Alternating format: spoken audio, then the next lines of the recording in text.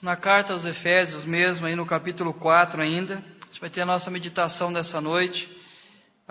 É interessante nesse período de carnaval, como nós somos questionados sobre as nossas atitudes. Por que nós somos proibidos de tanta coisa? Por que nós somos privados de tanta coisa na nossa vida? Por que nós somos obrigados a deixar de fazer isso ou deixar de fazer aquilo? E é interessante que isso, o tempo todo, as pessoas nos procuram para questionar.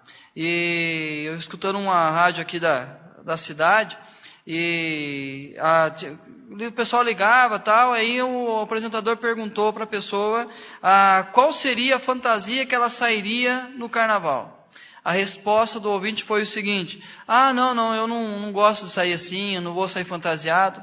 Aí um dos apresentadores disse: então por que você não sai fantasiado de Bíblia? Então põe uma Bíblia embaixo do braço e sai passear na rua.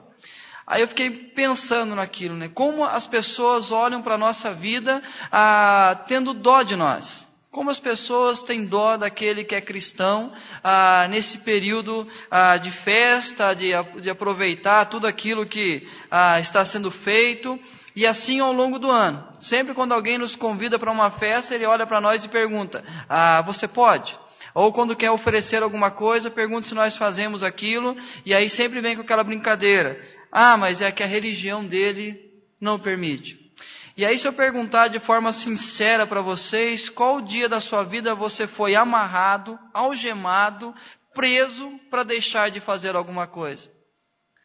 Qual foi o momento que, de uma forma bruta, alguém chegou para você e lhe proibiu de fazer tal coisa? Eu sei que ninguém aqui irá responder que foi brutalmente abordado para que deixasse de fazer algo que fazia antes de conhecer a Cristo Jesus.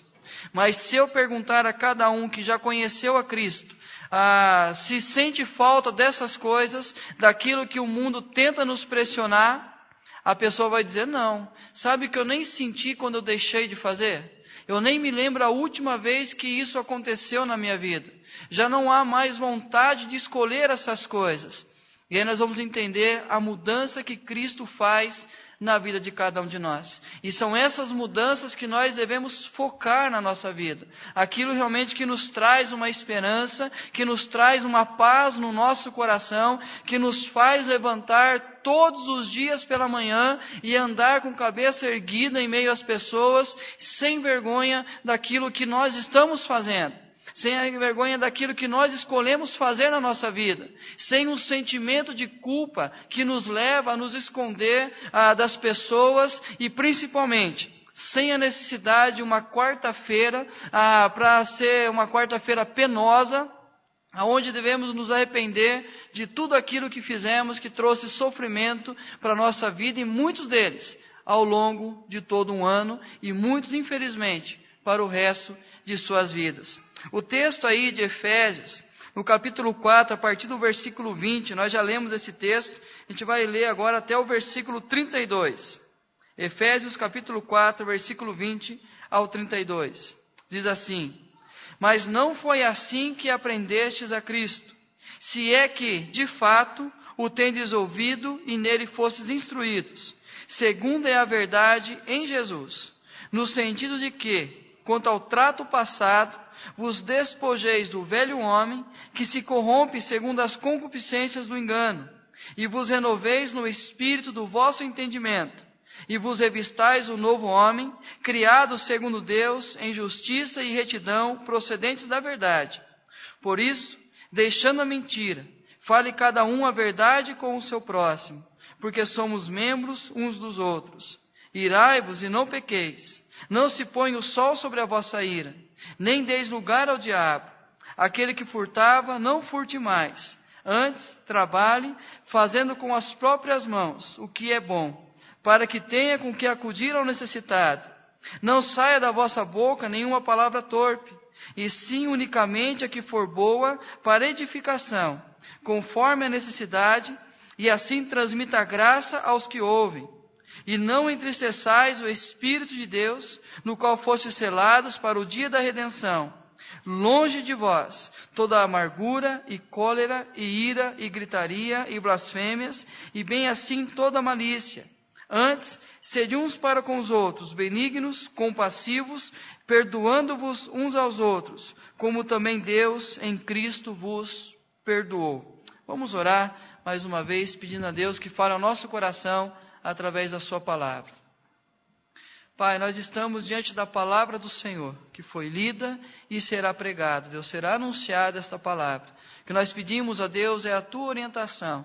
Que teu Santo Espírito, ó Deus, venha nos dar entendimento, ó Deus, ao desejo de ouvir a palavra e compreender essa palavra do Senhor. E me capacitar, ó Deus, a falar desta palavra que é do Senhor, ó Deus. Fala conosco, ó Deus, nesse tempo, por amor do teu nome. E que esta palavra venha gerar vida em cada um de nós. Em nome do Senhor Jesus. Amém, Senhor. Queridos, como nós falamos ao longo da liturgia de hoje, o apóstolo Paulo escreve essa carta com uma preocupação. É uma igreja inserida em meio a uma sociedade corrompida em todos os seus valores, seja nos valores familiares, seja nos valores morais. Então, ou seja, em tudo aquilo que nós pensarmos na questão do humano, que a humanidade pode fazer de pior, existia na cidade de Éfeso. E esta igreja estava inserida em meio a essa sociedade. E a consequência é que aquela sociedade, ao ouvir a mensagem de Cristo, abraçava a fé em Cristo Jesus e vinha participar das igrejas. E a consequência é que trazia os seus valores para dentro da igreja. E era necessário então um redirecionamento do apóstolo Paulo para que orientasse aquela igreja sobre a maneira que eles deveriam viver a partir da realidade de Cristo Jesus fazendo parte de suas vidas. Então o que Paulo está fazendo com essa igreja é mostrar que a partir de Cristo Jesus, uma nova atitude começa a existir da nossa parte, uma nova maneira de pensar, uma nova maneira de agir. Então as coisas que vão sucedendo na nossa vida a partir do momento que nós conhecemos a Cristo, se tornam tão naturais as mudanças que acontecem no nosso cotidiano, que nós em nenhum momento vamos ser forçados a deixar algo para abraçar uma nova realidade. É Cristo que vai movendo o nosso coração, é o Espírito do Senhor que vai nos dando entendimento da sua palavra, que vai nos mostrando as verdades do Senhor, de tal forma que o nosso coração começa agora a ser direcionado para as coisas de Deus e as coisas que são do homem, as coisas que são carnais, as coisas que nos levam a perder valores na nossa vida. Cada vez mais vão sendo tiradas de uma forma natural de nós. E nós começamos então a desfrutar dessa intimidade com Deus. E a consequência é que a atitude que nós temos agora em Cristo Jesus são atitudes diferentes daquelas que nós tínhamos antes de conhecermos a Cristo Jesus na nossa vida. Por exemplo, mudanças no comportamento com a família. Pessoas que não conhecem a Cristo se comportam com a sua família com outros valores, mas aqueles que conhecem a Cristo e sabem a importância do lar, a importância da família, os valores cristãos para o lar, eles vão agir de maneira diferente. Mudanças nos costumes que nós temos, mudanças nos valores e princípios, mudanças na maneira que tratamos as outras pessoas e mudança na nossa vida profissional. Todas as áreas da nossa vida são afetadas com a nossa relação com Cristo Jesus. E queridos, eu não sei se você já parou para refletir sobre isso, mas se todas as pessoas neste mundo, todas as pessoas abraçassem a fé em Cristo Jesus e andassem segundo os princípios da palavra de Deus, como seria o nosso mundo? Como seria diferente a realidade das pessoas, das famílias, da sociedade como um todo? Por exemplo, você entraria na igreja sem preocupação nenhuma de fechar o seu carro, de trancar a sua casa. Talvez você esteja aqui preocupado porque o portão da sua casa ficou aberto, a janela do seu carro não está fechando direito, porque você sabe que lá fora existem pessoas que talvez estão querendo assaltar a sua casa, querendo roubar o seu carro. Mas se todos tivessem a mesma fé em Cristo Jesus, nós não teríamos a necessidade de uma segurança dessa forma. Quando nós olhamos as questões deste mundo tão violento que nós vivemos, que nós iremos ouvir ao longo desses dias são tragédias. Pessoas jovens perdendo as suas vidas, pessoas entregando por completo a destruição dos seus lares. Porque a questão da violência, nós poderíamos andar em paz com todos os homens. Você poderia sair da sua casa em qualquer hora do dia, em qualquer local, em qualquer bairro, que nada iria lhe acontecer, porque não existiria a violência.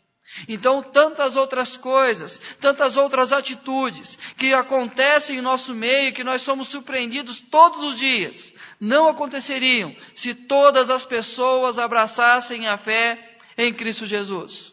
É essa a realidade que nós entendemos. Quando as pessoas abraçam a fé em Cristo, é natural que as suas atitudes são transformadas. Mas o apóstolo Paulo vai falar nos 3 primeiros capítulos a tudo aquilo que Cristo fez em nosso favor. Toda a atitude de Cristo Jesus para resgatar a sua vida e para resgatar a minha vida. No capítulo 2 ele vai falar sobre a nossa realidade sem Cristo. Nós estávamos condenados pelo nosso pecado, nós estávamos afastados da presença de Deus, destituídos da graça de Deus. Mas ele vai dizer que Deus, sendo rico em misericórdia, resolveu nos alcançar, e por meio de Cristo Jesus, Ele deposita uma fé no nosso coração, nos apontando Cristo Jesus, e assim então trazendo vida, nós que estávamos mortos nos nossos delitos e pecados. Ele nos traz vida em Cristo Jesus, e agora nós podemos escolher esta vida em Cristo Jesus. Queridos, a partir dessa atitude, o apóstolo Paulo fala então que ele deixou toda a possibilidade que nós precisávamos para andarmos em novidade de vida. Tudo que era necessário fazer para que você e eu fôssemos reconciliados com Deus, Cristo Jesus cumpriu naquela cruz. E aí então, a partir do capítulo 4, o apóstolo Paulo começa a utilizar o termo andar. Não mais andeis ou andeis de tal forma. Agora o apóstolo Paulo trabalha a vida prática do cristão. Ou seja, Cristo aplicou em nós a obra da salvação. Cristo aplicou em nós através da cruz, através do agir do Espírito Santo, apontando esse sacrifício, através da fé depositada no nosso coração. Nós somos salvos pela graça. Mas essa salvação traz novas atitudes. E o apóstolo Paulo, nesse trecho que nós lemos, ele fala de pensamentos. Aquilo que está na nossa mente, uma nova maneira de pensar, uma nova maneira de refletir sobre as coisas, porque nós não mais estamos obscurecidos de entendimento. Nós não estamos mais com os olhos tapados. Nós podemos ver as coisas com clareza. Nós podemos ver as coisas como elas realmente são. Nós já não somos mais enganados pelo pecado. Nós podemos ver claramente com o que é certo e o que é errado. Então o apóstolo Paulo fala que a nossa mente agora é uma nova mente em Cristo Jesus. E a partir da nova maneira de pensar, nós começamos a ter uma nova maneira de agir. Ou seja, quando eu tomo compreensão daquilo que Cristo fez por mim na cruz, e assim eu sou liberto de toda a prisão do pecado, e agora eu posso ver com clareza, significa que agora eu vou escolher aquilo que é correto. Ou seja, as minhas atitudes irão refletir exatamente aquilo que passa na minha mente. Agora não mais uma mente dominada pelo pecado, como diz o versículo 17. Que não mais andeis como andam os gentios, na vaidade dos seus próprios pensamentos, obscurecidos de entendimento, alheios à vida de Deus, por causa da falta de conhecimento que eles vivem, e pela dureza do seu coração. Ou seja, antes de Cristo Jesus, essa era a nossa realidade. Nós estávamos obscurecidos de entendimento, nós estávamos alheios à vontade de Deus. A nossa ignorância, ou seja, a nossa falta de conhecimento da verdade, nos levava a tomar atitudes erradas. E é por isso que nós, outrora, andávamos da mesma maneira que as pessoas estão andando hoje. Nós praticávamos as mesmas coisas que as pessoas praticam hoje. Nós estávamos destruindo a nossa vida, a nossa família, os nossos valores, da mesma forma que aqueles que não conhecem a Cristo estão fazendo. Mas pela graça do Senhor, Ele nos resgatou. E assim essa graça está sendo estendida para todas as pessoas. A palavra de Deus tem sido pregada a todas as pessoas. Cabe então essa obra de salvação, para que nova maneira de agir possa acontecer.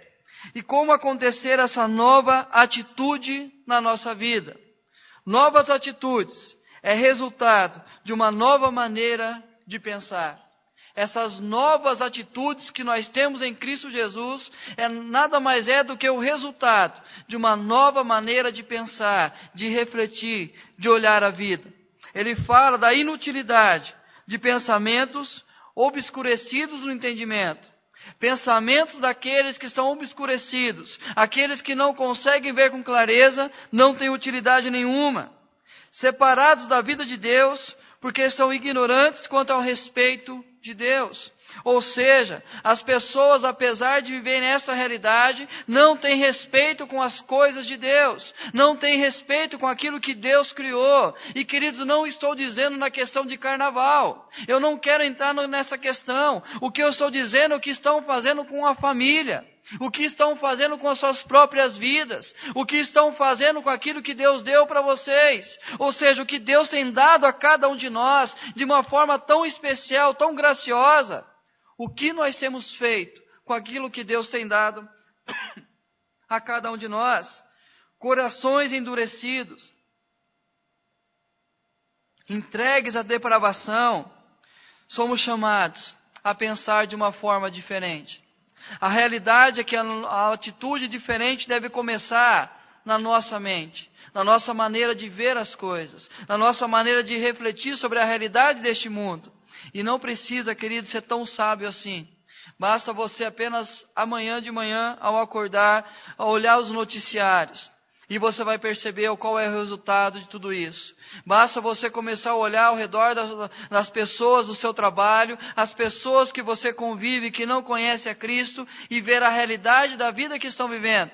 Jovens que estão a consequência de jovens que andam sem Cristo Jesus. Basta apenas parar e refletir e ter a certeza que Deus vai auxiliar nessa reflexão e vai perceber que as novas atitudes é consequência então da maneira que nós estamos pensando em Cristo Jesus. Mas o que me chama a atenção é o que o apóstolo Paulo diz: mas não foi assim que aprendestes a Cristo, se é que de fato o tendes ouvido e nele fostes instruídos, segundo a verdade em Jesus. O apóstolo Paulo fala de uma realidade anterior sem Cristo, e se essa realidade ainda é presente na nossa vida, se nós conhecemos a Cristo, mas essa realidade ainda é presente, é porque nós não estamos aprendendo, ou nós não estamos atentos para as palavras de Cristo Jesus. Porque ele deixa claro que não foi assim que vocês aprenderam, não foi assim que vocês ouviram de Cristo Jesus, não foi essa instrução que passou para vocês. Ou seja, se essas realidades fazem parte ainda hoje da nossa vida, é necessário nós fazermos uma reflexão para ver se nós estamos realmente ouvindo Cristo Jesus. E quando nós entendemos que nós ouvimos a Cristo, novas atitudes devem acontecer na nossa vida. Mas o grande desafio que nós temos, primeiro como indivíduos, é parar para ouvir Cristo Jesus. O hino 129, o hino que eu gosto demais, que fala da oração. Ele fala que ao meio-dia, quando os sons da terra abafam mais de Deus a voz de amor, ou seja, ao meio-dia, em meio à correria, ao barulho deste mundo, a voz de Deus é calada, a voz de Deus é aquietada. E se nós pararmos de ouvir o que Deus tem a dizer, nós começaremos a ouvir o que este mundo tem a dizer, o que os nossos próprios pensamentos têm a dizer. E a consequência é, as nossas atitudes não serão condizentes com a nova maneira de pensar em Cristo Jesus. Então não há necessidade de apenas obrigar alguém, ou amarrar alguém, ou brutalmente fazer alguém tomar uma nova atitude na vida. Mas é a partir dos pensamentos, aonde Cristo vai trabalhar na nossa mente, aonde o Espírito Santo vai dar uma compreensão melhor da palavra do Senhor, que vai nos fazer ter novas atitudes na nossa vida. E também, queridos, novas atitudes é uma nova postura diante da vida. Novas atitudes é uma nova postura diante da vida. O trecho que nós lemos aí, do versículo 25 ao 32, é aquilo que eu sempre falo com a igreja. Muitas vezes nós começamos a ler a Bíblia, paramos de ler a Bíblia, porque nós não estamos entendendo o que a Bíblia nos diz. Mas um pensador disse uma vez a seguinte frase, que nós não temos que nos preocupar muito com aquilo que a palavra do Senhor nos diz e nós não entendemos, mas aquilo que a palavra do Senhor nos fala e que nós entendemos. É exatamente com isso que eu preciso me preocupar. Então a palavra do Senhor é tão clara quanto alguns assuntos, e nós lemos, nós entendemos, mas aquilo não nos traz um peso, não nos traz uma responsabilidade. Esse é um daqueles textos que nós não precisaríamos explicar. Eu não precisaria pregar sobre ele. Bastaria apenas ler, que seria de forma compreensível a todos nós. Por exemplo, deixando a mentira, fale a verdade com o seu próximo. Irá e não pecar. Aquele que roubava, não roube mais, trabalhe, ajude o necessitado. Não saia da vossa boca nenhuma palavra torpe, e sim aquela que for apenas para edificar o seu irmão. Longe de vós amargura, cólera e gritaria, ira, blasfêmias, e bem assim toda injustiça. Sede, pois, compassivos, benignos uns com os outros, perdoando uns aos outros. Precisa explicar? Não precisa explicar. Queridos, o que acontece é que essa é uma atitude natural a partir dos pensamentos renovados. Quando esse pensamento de Cristo Jesus passa a fazer parte dos meus pensamentos, as minhas atitudes serão coniventes com essas atitudes. Mas o que Paulo está preocupado é que algumas pessoas ainda continuam praticando isso, porque apesar de abraçar a fé em Cristo, apesar de conhecer a Cristo Jesus, não estão ouvindo o que Ele tem a dizer. Ou seja, a mente continua a ser alimentada por outros pensamentos, por outros ensinamentos. E aí a realidade é que nós continuamos a viver o nosso velho homem, aquilo que alimentava a nossa vida, e a nova realidade, o novo pensamento, a nova atitude, ainda não faz parte da nossa realidade. E aí ele vai dizer, Paulo ensina uma nova postura, primeiro através das palavras. Não dizer mentiras, não xingar, não gritar, não caluniar, não dizer maldades, nem conversas tolas e imorais. Essa é a realidade daqueles que conhecem a Cristo Jesus. Eu sempre gosto de dizer o que significa a palavra torpe. As pessoas dizem, pastor, o que quer dizer torpe? Eu vou falar a tradução mais literal a essa palavra. Palavras que têm cheiro de peixe podre. Palavras que têm cheiro de peixe podre. Ou seja, palavras que não são agradáveis, palavras que não traz prazer àquele que está ouvindo, palavras que não edificam aquele que está conversando conosco, palavras que vão trazer apenas destruição e não edificação, palavras que vão valorizar os relacionamentos e não palavras que vão afastar pessoas de nós, palavras que vão trazer uma proximidade de pessoas e não pessoas que vão se contrariar conosco. Queridos, palavras, e sabemos que, como a flecha lançada, assim é a palavra dita, ela não voltará atrás. E aí nós sabemos que uma palavra dita de uma forma correta, se torna uma palavra mal dita. E aí nós temos que avaliar as nossas palavras, aquilo que nós temos dito às pessoas.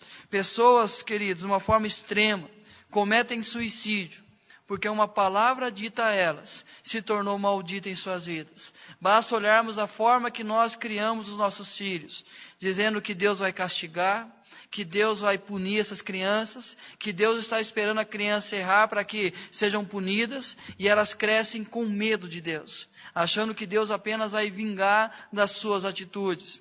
E assim tantas outras palavras que nós falamos que não edificam as pessoas. Dentre elas, mentiras, dentre elas, xingamentos, gritaria, calúnia.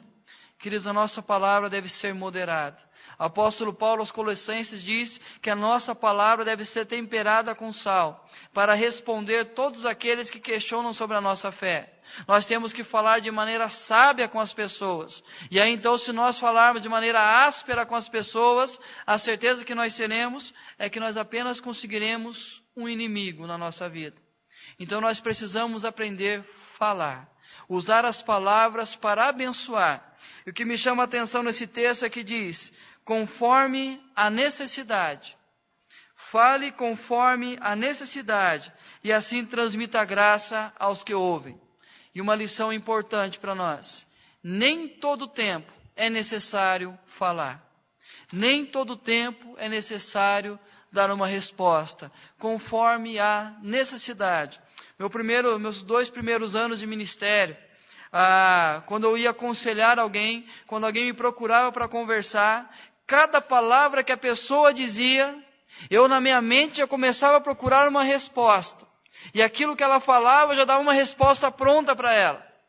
E ali era comum eu fazer isso. As pessoas vinham falar comigo, mas quem falava mais era eu. O tempo todo isso acontecia.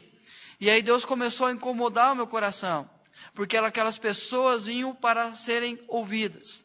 Mas eu achava como pastor que eu tinha que ter a resposta para tudo. Eu tinha que dar uma direção para aquela pessoa. Eu tinha que falar alguma coisa. E aí nós, infelizmente, somos assim. O tempo todo nós sabemos que nós temos a palavra que vai resolver o problema de todo mundo. É uma palavra que vai mudar a vida do casamento dos nossos filhos. É uma palavra que vai mudar a história de alguém. E em todo o tempo nós queremos falar. Nós queremos que as pessoas ouçam o que nós temos a dizer. Mas, queridos, conforme a necessidade, avalie se aquilo é necessário dizer. Se vai ser sábio o que você vai dizer. Se vai edificar aquele que está ouvindo o que você está dizendo. Para que nós não venhamos falar palavras que vão gerar apenas destruição e não edificação. Mas também na questão novas atitudes, é uma nova postura diante da vida. Na questão da honestidade, ele diz: não furtar mais, mas trabalhar para que possamos também ajudar a outros. Fazer só o que for necessário e proveitoso, não ser ganancioso e sermos justos e verdadeiros. Uma nova postura na questão da honestidade. Ele vai dizer várias formas aí, mas a maior delas, queridos, é a questão daquele que roubava. A mudança de vida que faz com aquele que roubava alguém, aquele que furtava, tirava do outro, para poder ter um proveito próprio. O apóstolo Paulo diz: aquele que roubava, não roube mais, mas trabalhe, para com o ganho do seu sustento, do seu trabalho, você possa ajudar ao necessitado. Vamos entender o que Paulo está dizendo. Ele está compreendendo que aquele que rouba, está roubando porque tem necessidade de algo. Nós sabemos que, infelizmente, conforme vai subindo o poder, menos isso é realidade. Mas o apóstolo Paulo está partindo desse pressuposto, que a realidade é: eu estou roubando porque me falta algo. Mas o apóstolo Paulo fala: deixe de roubar, comece a trabalhar, e com o sustento que você tem, olha aquele que é necessitado, ou seja, um ladrão em potencial. Olha para ele e fala: eu vou ajudar você para que você não tenha necessidade de roubar. Então a transformação de honestidade não é simplesmente na pessoa, mas isso vai contagiar as pessoas ao seu redor, e a honestidade começará a se espalhar. Já percebeu como é difícil nós sermos honestos no mundo de hoje? Basta alguém entregar troco a mais para você. Nós ficamos com vergonha de devolver o troco e falar para a pessoa: desculpa falar, mas você me deu troco a mais. Porque nós achamos que vamos ser justos demais, vamos passar por santos demais, talvez aquela pessoa vai ser prejudicada pela atitude nossa, e nós ficamos envergonhados, parece que nós estamos fazendo a atitude errada, de chegar e falar: desculpa, mas você me deu um troco a mais, você cobrou errado, esse aqui não é meu. Uma atitude simples, mas como as pessoas gostam de tirar vantagem em tudo. Honestidade hoje é simplesmente sinal que vai aparecer no Jornal das 8. Você vai se tornar conhecido nacionalmente se você achar uma maleta com dinheiro e procurar o dono e entregar para ele. Porque não seria atitude comum, não seria atitude da maior parte das pessoas, mas seria a atitude de um cristão, de alguém que com honestidade vai chegar e vai entregar para aquela pessoa: olha, não é meu, não pertence a mim, isso eu não fiz nada para ter na minha vida, isso pertence a alguém, eu preciso devolver isso a alguém. Queridos, honestidade é uma atitude natural daquele que conhece a Cristo Jesus. Aquele que tem uma nova atitude mediante novos pensamentos. É uma nova postura diante da vida. A honestidade na questão da sexualidade, imoralidades, impurezas e obscenidade. Ou seja, aquele que conhece a Cristo, a sua relação com a sexualidade é diferente. Ele vai entender que é algo sagrado, que é algo que Deus faz ser sagrado dentro do casamento, dentro de uma atitude conjugal, aonde é para pessoas maduras. O que nós encontramos hoje são adolescentes feridos, adolescentes machucados com a vida. Por quê? Porque foi num médico, o médico ou médica disse: o seu corpo já está preparado, pode ter a sua primeira relação sexual. E aí de repente ele procura um psicólogo e diz: você pode ter, já é maduro o suficiente. Mas sexo, queridos, é para gente grande, é para adulto. Quando a Bíblia nos ensina que o homem deixará o seu pai e a sua mãe, uniciar a sua mulher e os dois se tornarão uma só carne.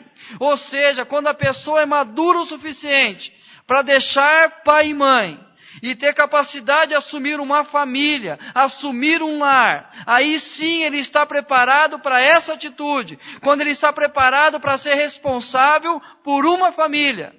Quando isso não acontece, nós sabemos as consequências na vida do casal, na vida do adolescente, na vida da criança, que infelizmente são vítimas do que acontece hoje, quando as pessoas falam da questão sexo.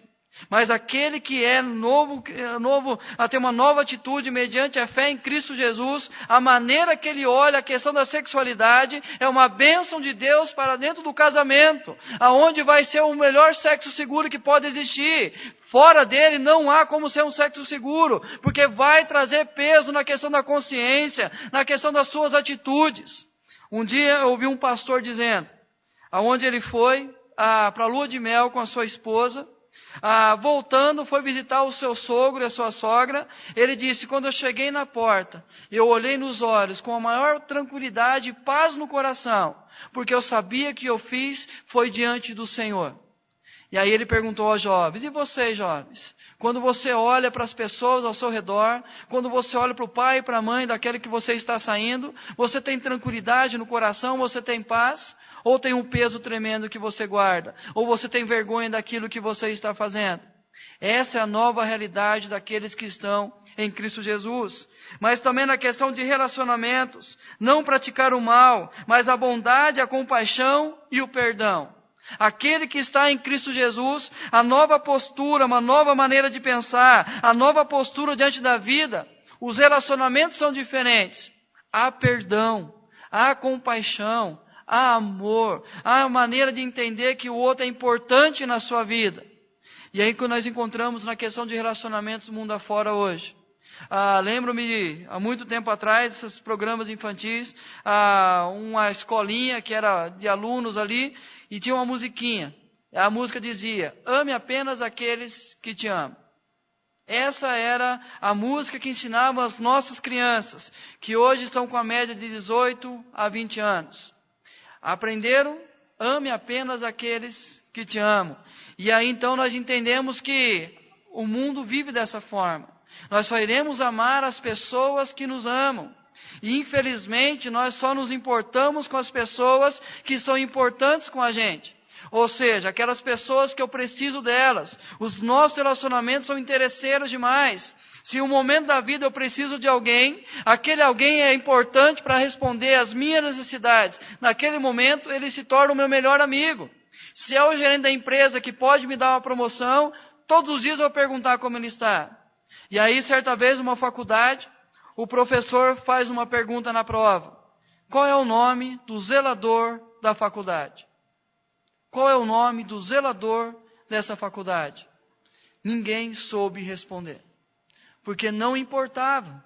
Não interessava quem era aquela pessoa. Afinal, não traria proveito nenhum para o seu curso que estava fazendo. E aí, quantas pessoas nós deixamos de falar com elas porque não são importantes para nós? Queridos, a questão dos novos relacionamentos, a sabedoria que nós temos em Cristo Jesus. Ele fala de discernimento e tudo aquilo que nós iremos fazer, nós faremos com prudência. É uma nova maneira de ver a vida. E as minhas atitudes vão ser feitas de maneira sábia. Eu não vou mais tomar atitudes precipitadas na minha vida. Mas como nós podemos ter essa nova postura? O apóstolo Paulo vai dizer, no versículo 20, e vos renoveis no espírito do vosso entendimento, e vos revistais um novo homem, criado segundo Deus em justiça e retidão, procedentes da verdade.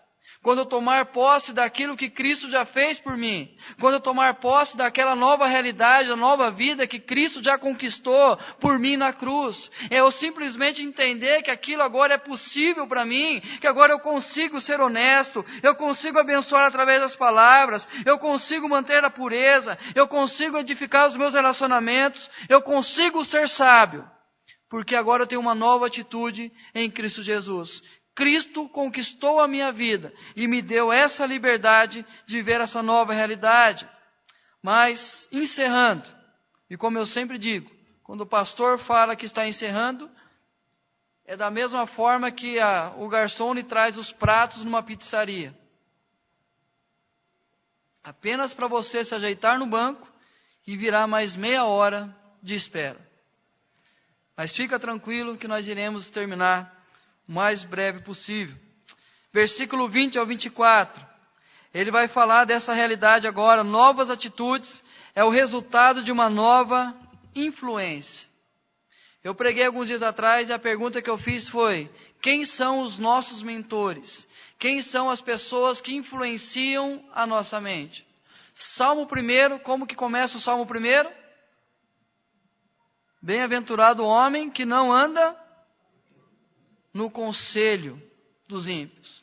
Aonde os ímpios começam a trabalhar em nós, colocando diante de nós um prato para ser saboreado, colocando diante de nós a possibilidade do erro.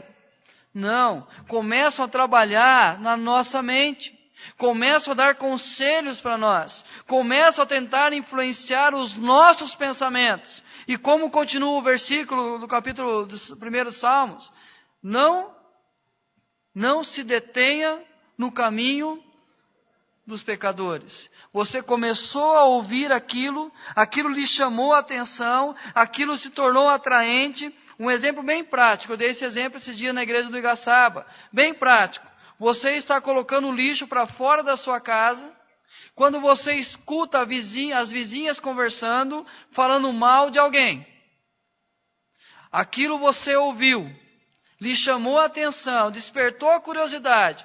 Você começa a colocar o lixo dessa forma.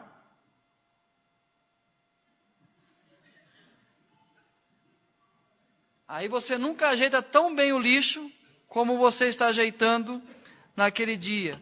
Porque as palavras me chamam a atenção. A partir daquilo eu começo a me deter entre eles.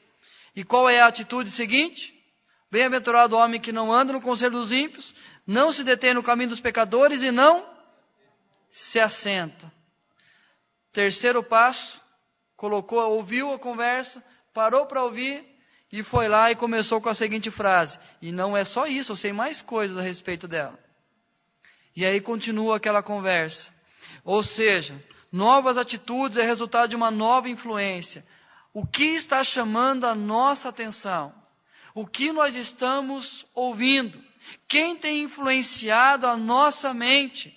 Quem tem tomado as decisões por nós? Não de uma forma direta, mas de uma forma indireta. Quem está dizendo para nós o que é certo e o que é errado? O que acontece hoje é que nós estamos avaliando a vida, a realidade da vida, a partir da cultura, a partir do momento histórico que nós estamos vivendo. Mas nós não estamos recorrendo ao que a palavra do Senhor diz. Então nós deixamos de ouvir o que Deus está dizendo para ouvir o que o mundo está dizendo.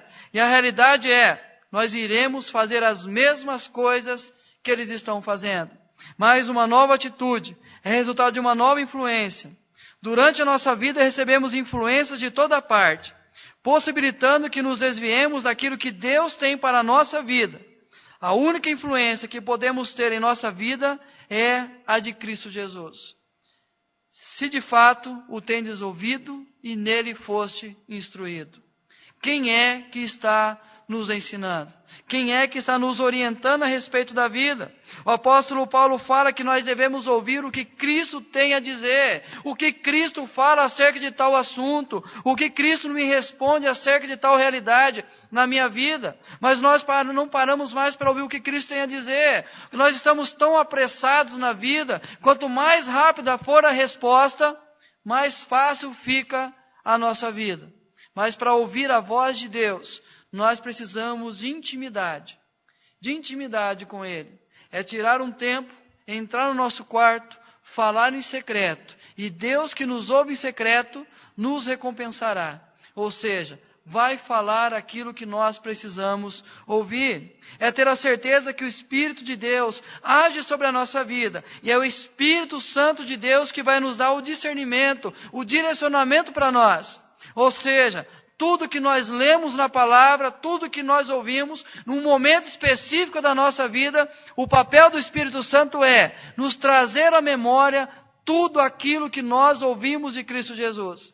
Então, diante de uma situação, eu vou escolher fazer o certo e o errado a partir do momento que eu ouvir o que Deus tem a dizer. Ou seja, eu já ouvi alguma coisa a respeito disso na palavra de Deus. E naquele momento o Espírito Santo me traz à memória. Mas para isso eu preciso ser instruído pela palavra de Deus. Caso contrário, não adianta.